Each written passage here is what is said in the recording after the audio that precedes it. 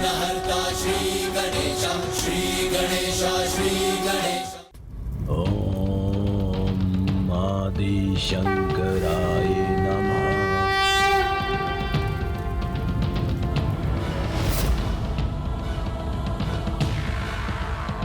उस देवी के साथ आज के युद्ध का जो भी परिणाम हुआ हो, किंतु मेरी योजना तो अभी भी सफलता की ओर बढ़ रही है। असुर महानायक, हमें समर्पण कर देना चाहिए। विशाल, पराजय का, समर्पण का ये विचार भी कैसे आया तुम्हारे मन में? मेरे भ्राता हो तुम, 105 ब्रह्मांडों के विजेता, महानायक असुर भंडासुर के भ्राता। तुम इतने भीरू कैसे हो सकते हो? हम न कभी पराजित हुए हैं, ना होंगे। इसलिए बिना विलंब किए यहां पर सुरक्षित कवच बनाओ, जिससे वो देवियां अपने आक्रमण से हमें चकित ना कर सके। क्योंकि शीघ्र हम ऐसे अभेद्य ढाल की सुरक्षा प्राप्त करने जा रहे हैं, जिससे हम अजय बन जाएंगे।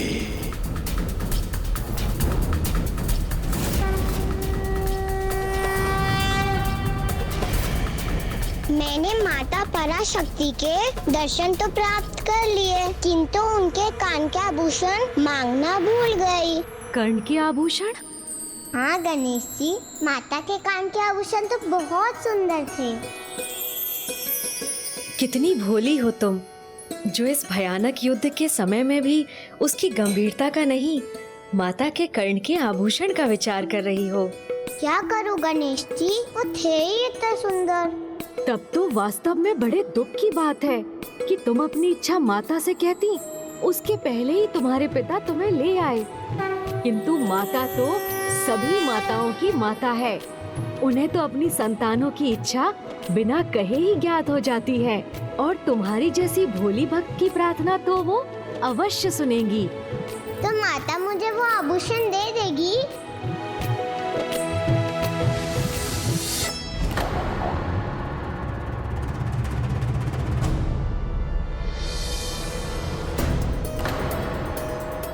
गणेश जी, अब मैं प्रसन्न हुई तो मुझे आपकी चिंता सताने लगी, क्योंकि आप ऐसे ही मोदक खाते रहे तो आपका पेट ना फट जाए।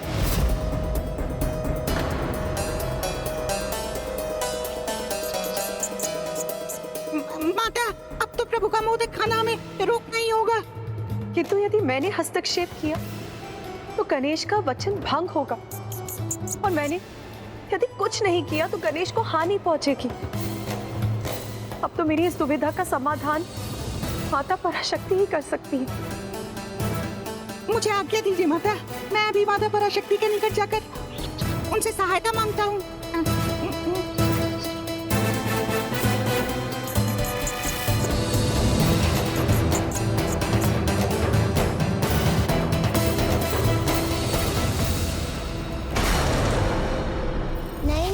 हमें इसका उपाय करना ही होगा। इस प्रकार कब तक मोदक खाते रहेंगे आप? आपके खाने के बाद भी इस मोदक की संख्या कम थोड़ी ना हो रही है। मैंने वचन दिया है, जब तक इस पात्र में मोदक समाप्त नहीं होंगे, मैं उन्हें ग्रहण करने पर विवश हूँ।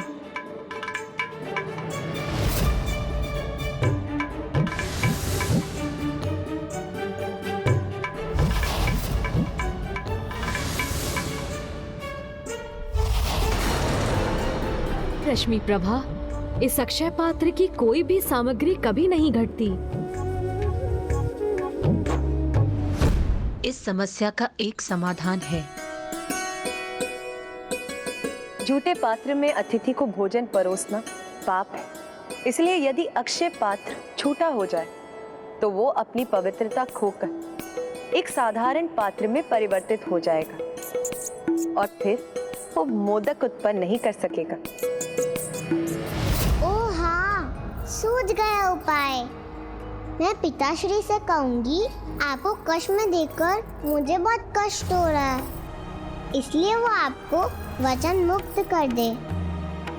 आज वो जब मुझे बचा रहे थे उन्होंने मुझे वचन दिया था वो सदा मेरी रक्षा करेंगे और वो मुझे कभी कोई कष्ट नहीं होने देंगे।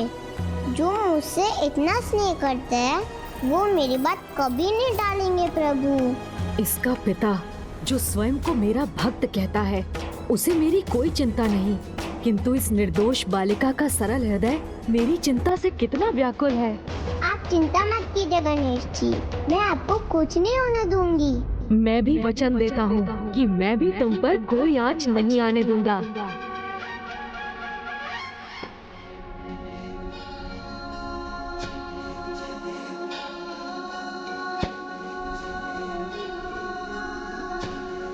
मैं अभी जाकर पिताश्री को मनाती हूँ। भंडासुर अपनी पुत्री को दिया वचन भले ही ना निभाए, किंतु मुझे तो इन मोदकों को खाने का वचन निभाना ही होगा।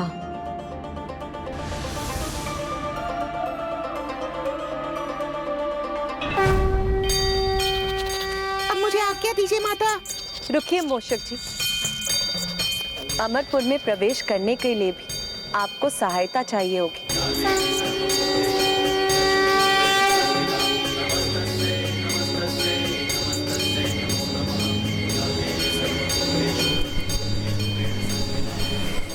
माता, ये पतंगा मेरी सहायता करेगा। हाँ मूषक जी, आप इस पर सवार हो जाइए। ये आपको अमरपुर के राजभवन के भीतर जाने का मार्ग दिखाएगा। उचित है माता।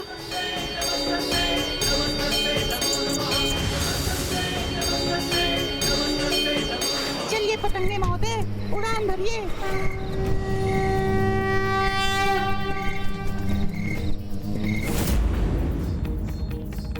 मुझे विश्वास है अब माता के आशीर्वाद से मूषक जी अवश्य सफल होंगे।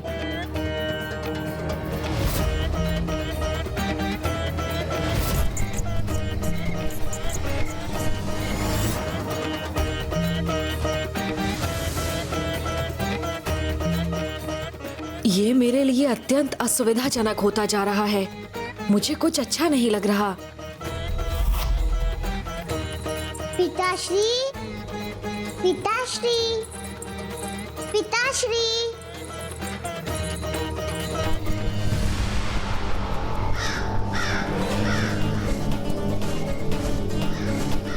संभलिए पतंगे महोदय, हम तो सीधे इस काक के मुंह में प्रवेश कर रहे हैं, जो हमें आहार बनाने पे आतुर है।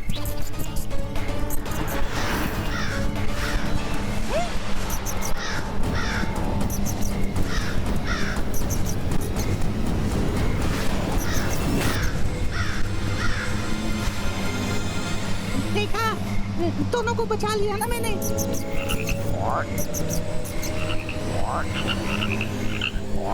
मुड़िए पतंगे महोदय, मुड़िए। हम उनकी सहायता के लिए जा रहे हैं जो स्वयं विघ्नहर्ता है, फिर भी हमारे मार्ग में इतने विघ्न क्यों आ रहे हैं? हे प्रभु, हे विघ्नहर्ता गणेश जी, अब तो इस संकट से आपको ही हमारी रक्षा करनी होगी। ओ, समझ गया। ओम गण गणपते नमः। ओम ओम गण गणपते नमः। देखा पतंगे महोदय, प्रभु विघ्नहर्ता गणेश जी का स्मरण करने से हमारे मार्ग में कोई विघ्न नहीं आया ना। अब हम अवश्य इस राजभवन में प्रवेश कर सकेंगे।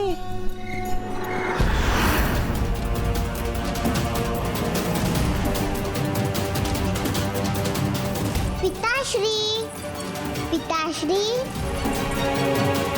पिताश्री तो कहीं नहीं दिखाई दे रहे हैं, तो मैं गणेश जी की सहायता कैसे करूंगी?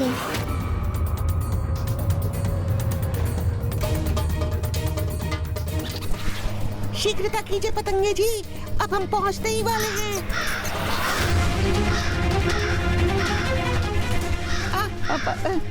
ये काक फिर क्यों लौट आया?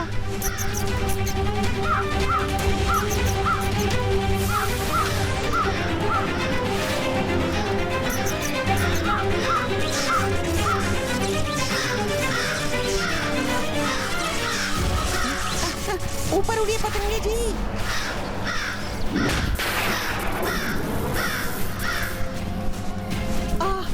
बाल बाल बच गए। प्रभु विघ्नहर्ता गणेश जी ने पुनः रक्षा की हमारी, अन्यथा भस्म हो जाते या इसका का हार बनते। किंतु अब तो इस सुरक्षा कवच को भेद कर हमें अंदर जाने की कोई युक्ति सोचनी होगी, क्योंकि मैं अपना कर्तव्य पूर्ण किए बिना कदापि नहीं लौटूंगा।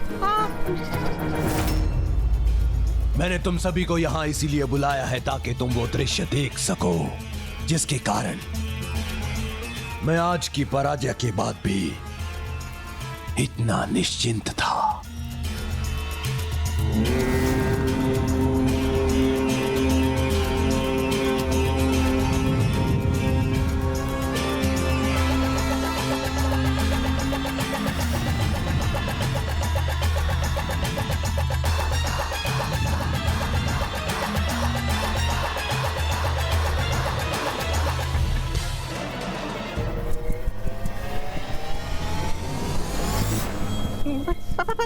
भीतर ही नहीं जा सकूंगा तो प्रभु की सहायता कैसे करूंगा?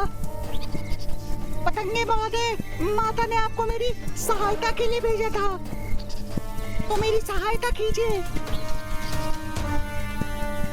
आप मुझे उल्टी दिशा में क्यों ले जाने लगे?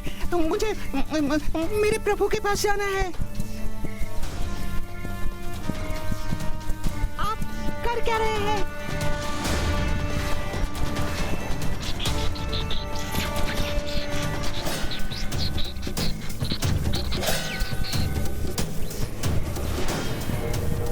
आप इस पर सवार हो जाइए। ये आपको अमरपुर के राजभवन के भीतर जाने का मार्ग दिखाएगा। पतंगे महोदय,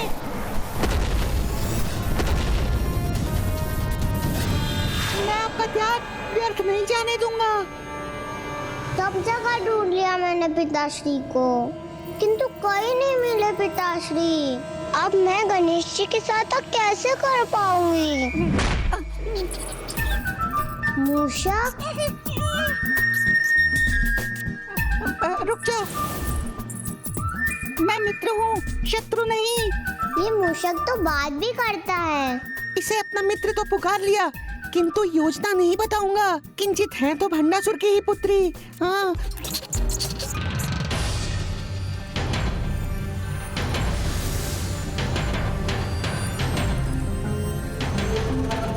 मुझे यहाँ मूषक जी का आभास हो रहा है। वो यहाँ आए हैं तो आशा है भंडासुर की योजना को असफल करने की किसी युक्ति के साथ ही आए होंगे। गणेश जी जब तक अमरपुर में है तब तक प्रभु महाशिव के आवाहन हेतु मेरे इस महायज्ञ में कोई भी विघ्न उत्पन्न नहीं कर सकता। और जिन्हें स्वयं प्रभु श्री गणेश जी का साथ प्राप्त हो और जिनके निकट प्रभु महाशिव का आगमन होने वाला हो, उनको ऐसी साधारण पराजय से भयभीत नहीं होना चाहिए। इसलिए अपने उत्साह को त्यागने का नहीं, यह समय तो आगामी युद्ध की योजना बनाने का है और रणनीति तैयार करने का है।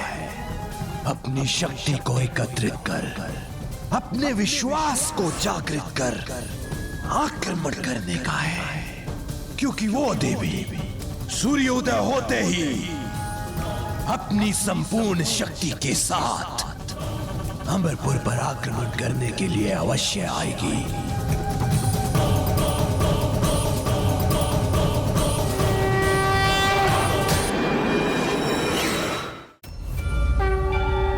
प्रणाम माता। माता, भंडासुर तो पाप पर पाप ही करता जा रहा है।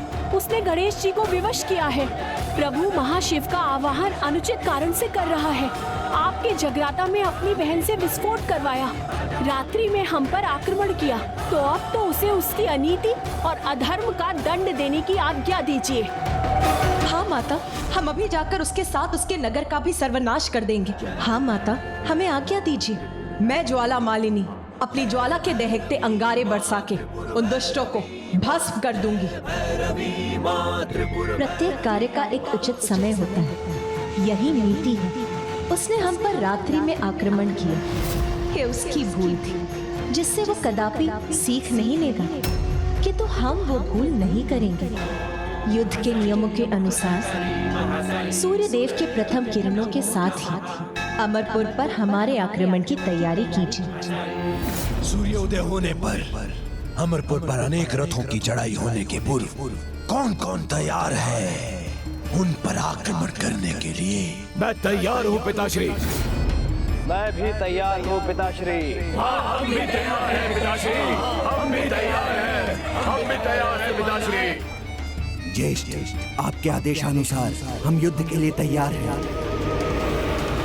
नहीं, तुम दोनों नहीं। मेरे पुत्रों के साथ तुम्हारे पुत्र युद्ध करने जाएंगे।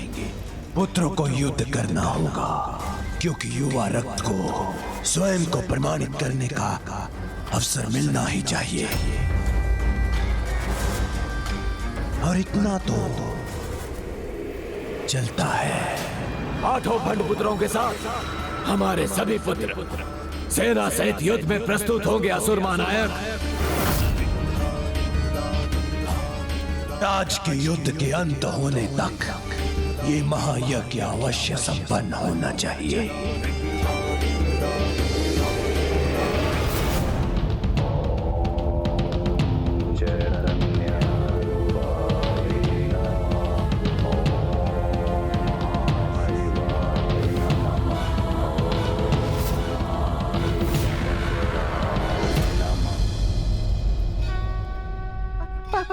आज का युद्ध समाप्त होने से पूर्व मुझे अपना कार्य पूर्ण करना होगा।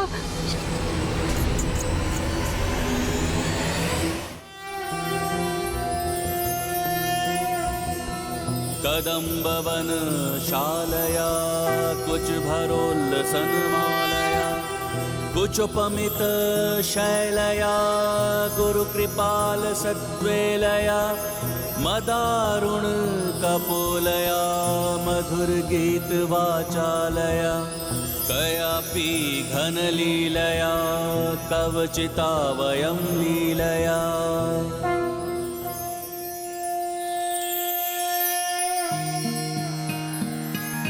दुर्गा दुर्गतिशमुनी दुर्गा पत्ति निवारिणी दुर्गमच्छेदिनी दुर्ग साधिनी दुर्ग नाशिनी दुर्गतोद्धारिणी दुर्ग निहंत्री दुर्ग मापहा दुर्गम ज्ञानदा देवी बाल त्रिपुरा सुंदरी।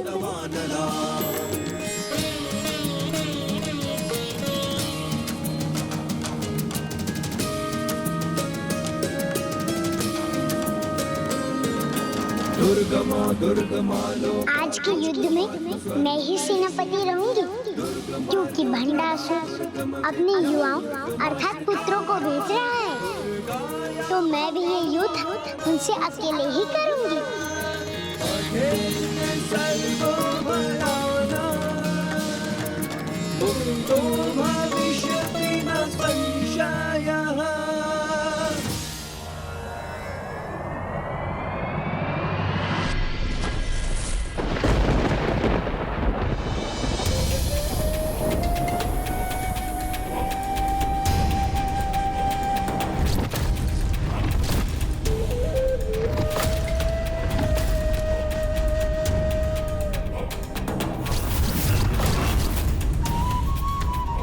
मेरे युवा महारथी मिटा देंगे इन रथों को।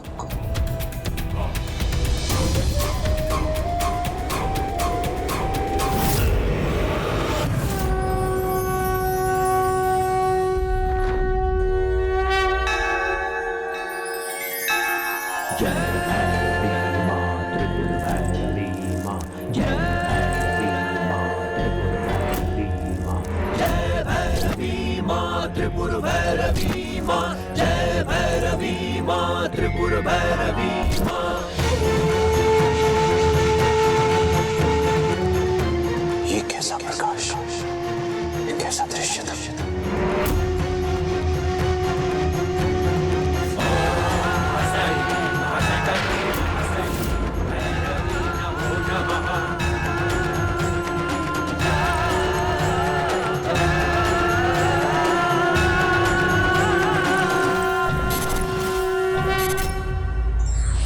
जो सज्जनता का अतिक्रमण करता है उसकी आयु, संपत्ति, यश, धर्म, पुण्य, आशीष, श्रेय नष्ट हो जाते हैं।